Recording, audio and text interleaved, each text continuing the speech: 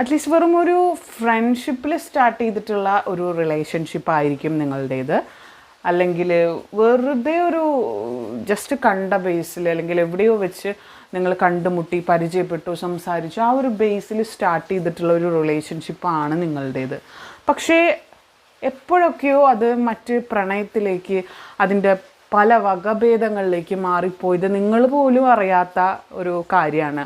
കുറേ കഴിഞ്ഞിട്ടായിരിക്കും നിങ്ങൾ ചിന്തിച്ച അയ്യോ എനിക്ക് ഈ വ്യക്തിയില്ലാതെ എൻ്റെ ലൈഫ് മുന്നോട്ട് കൊണ്ടുപോകാൻ പറ്റില്ല.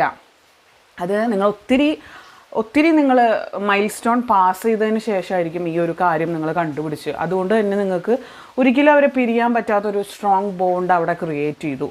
അതിനിടയിലേക്കാണ് ഇപ്പോൾ ചെറിയ ചെറിയ പ്രശ്നങ്ങൾ നിങ്ങളുടെ ലൈഫിൽ വന്നിരിക്കുന്നത്.